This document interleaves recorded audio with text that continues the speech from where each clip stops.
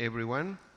Let me thank the government of Telangana, and let me thank especially Mr. Hoshi, Chairman of the Global International Business Forum, for inviting me, among my colleagues, to address this second edition of the India, Latin American, and Caribbean countries Business Conclave. As you know, as many of our countries, in the case of Argentina, we have celebrated the 75th anniversary of our bilateral relationship. And I would like to express that even when I just arrived to this great country 9 months ago, I was able to witness the amazing opportunities arising our relations. We also have witnessed India's great achievements. Having become the world's 5th largest economy, India stands as the fastest growing democracy in Asia and probably in the whole world. We have great admiration for the high values and principles for which India stands, most of whom are shared by Argentina and most of our countries. As I was saying, this year India and Argentina celebrate the 75th anniversary of their bilateral relations, and we also celebrate the 5th anniversary of the strategic relationship, which has been very fruitful and reflected in the number of visits between our countries. Argentina and India work together in the G20, and we observe the G20 as a meaningful platform to address those issues that call for global solutions, such as terrorism, cybercrime, proliferation of weapons of mass destruction, and the persistence of poverty. We also thank India for its historical support in the Malvinas question in the international forums.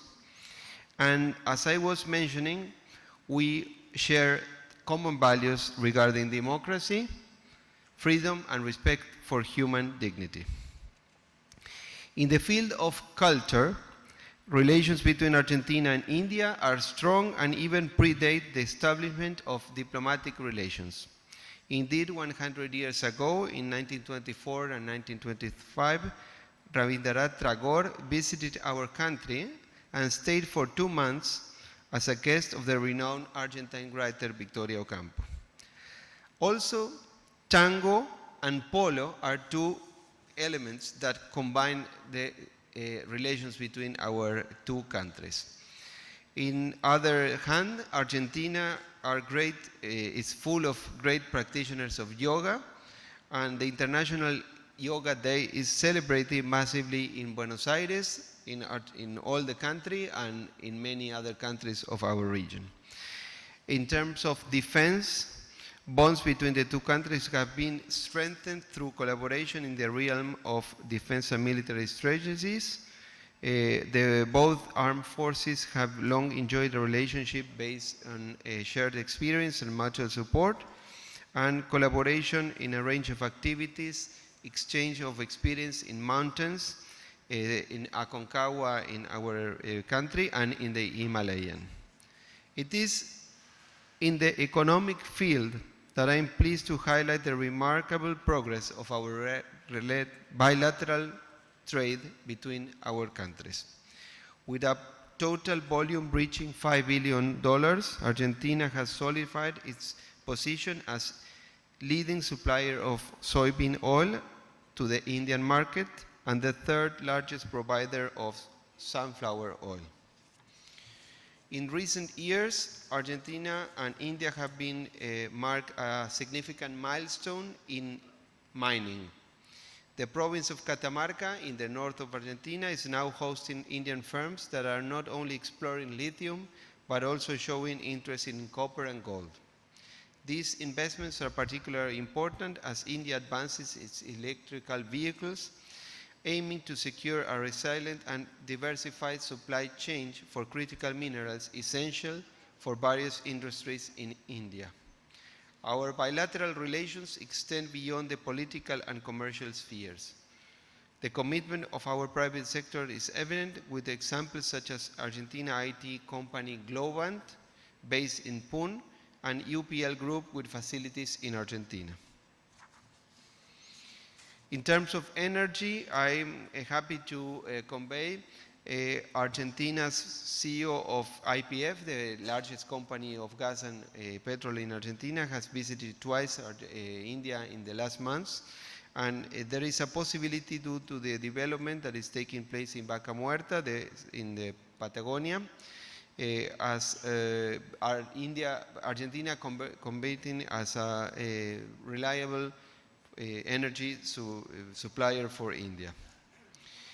The last I would like to mention is that, as you know, Argentina is part of Mercosur with Brazil, Uruguay, and Paraguay, and we are all part of Mercosur. Since its origin in 1991, Mercosur has been based on the principles of democracy and economic development, and in this regard, Mercosur and India concluded a preferential trade agreement in 2004, which has been in force since 2009, and grants preferences to 452 Indian products and 400 Mercosur products.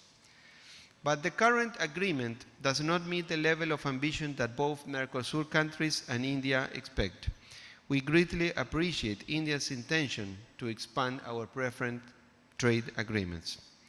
An initial informal contact or meeting this year between Mercosur and India could lead to intensify efforts to explore areas for expanding the preferential agreement that would generate benefits. We also welcome India's promise of having a sitting embassy in each of the countries of our region.